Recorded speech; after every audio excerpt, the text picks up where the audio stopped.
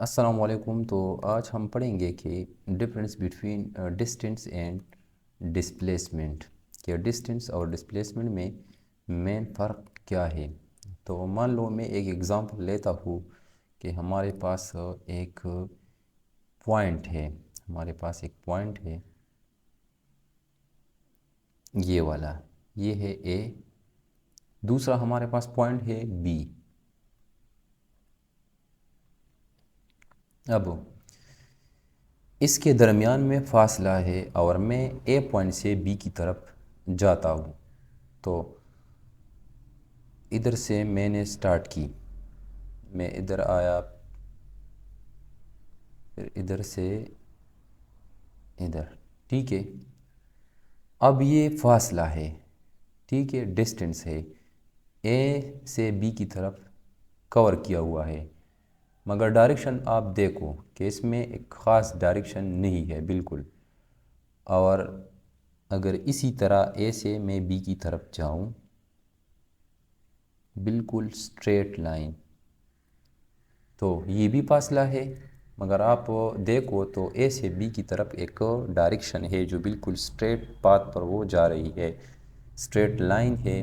تو اے سے بی کی طرف جو یہ والا فاصلہ ہے بالکل خاص ڈائریکشن نہیں ہے اور بی کی طرف پہنچ جائے تو اسے ہم ڈسٹینس کہتے ہیں، ٹھیک ہے، اسے ہم ڈسٹینس کہتے ہیں۔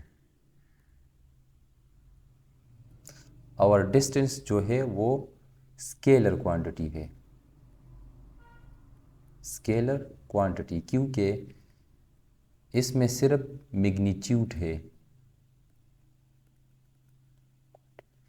اس میں صرف میگنیچیوڈ ہے، ڈائریکشن نہیں ہے۔ اور ہم نے یہ پڑھا تھا کہ اسکیلر کوانٹٹی وہ کوانٹٹی ہوتی ہے جس میں صرف میگنیچیوڈ ہوتی ہے اور ڈائریکشن بالکل بھی نہیں ہوتی، تو اسے ہم اسکیلر کوانٹٹی کہتے ہیں۔ ادھر ڈسپلیسمنٹ کی اگر ڈیفینیشن میں کروں تو شارٹسٹ ڈسٹینس بٹوین ٹو پوائنٹ، تو ادھر شارٹسٹ ڈسٹینس اس پوائنٹ کے لیے ہے یہ والا اسٹریٹ لائن، تو اسے ہم ڈسپلیسمنٹ کہتے ہیں۔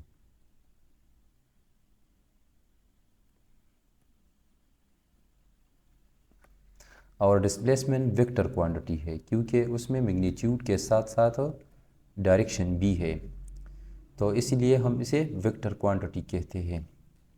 اچھا، یہ ہمارے پاس ڈسٹینس ہو گیا اور یہ ہمارے پاس ڈسپلیسمنٹ ہو گیا۔ اب ڈسپلیسمنٹ کے بارے میں ہم ایک اور بات بھی کہتے ہیں کہ displacement will be zero if the body comes back to its initial position۔ بات کو غور سے سمجھیے، اگر اے کی طرف سے ایک باڈی بی کی طرف گئی اور دوبارہ کم بیک وہ واپس اے کی پوزیشن کی طرف آئی تو اس میں ڈسپلیسمنٹ زیرو ہوگا کیونکہ وہ انیشل پوزیشن پر واپس آئی۔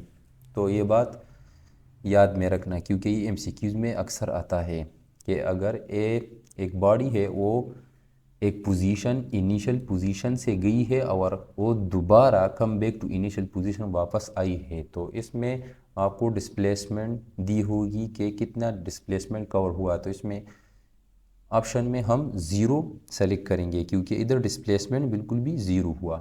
تو ہم نے پڑھا ڈسٹینس اور ڈسپلیسمنٹ کے بارے میں۔ اچھا، یہ جو ڈسٹینس ہے اس کے بارے میں ہم نے پڑھا کہ یہ اسکیلر کوانٹٹی ہے کیونکہ اس میں صرف میگنیچیوڈ ہوتا ہے، اور جو ڈسپلیسمنٹ ہے وہ ویکٹر کوانٹٹی ہے کیونکہ اس میں میگنیچیوڈ کے ساتھ پلس ڈائریکشن بھی ہوتا ہے۔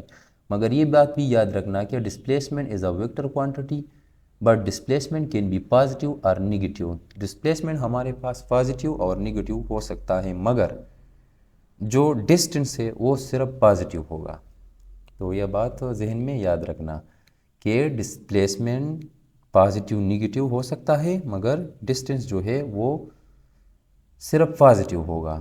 ادھر ہم نے پڑھا نا کہ اے سے بی کی طرف، اور یہ انیشل پوزیشن ہے اگر تو اگر باڈی ادھر پہنچ جائے گی اور پھر انیشل پوزیشن پر آئے گی تو ہمارے پاس ڈسپلیسمنٹ بالکل بھی زیرو ہوا۔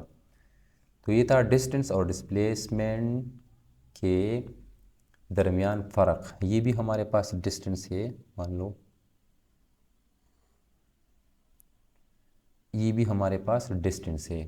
ڈسپلیسمنٹ صرف یہ والا ہے، یہ ڈسپلیسمنٹ کی تعریف بھی ہم ایسے کرتے ہیں کہ the shortest distance between 2 point is called displacement.